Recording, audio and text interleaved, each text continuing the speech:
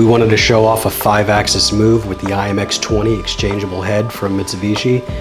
We're using this swarf cut pass to chamfer the outside of the part in each of these pockets.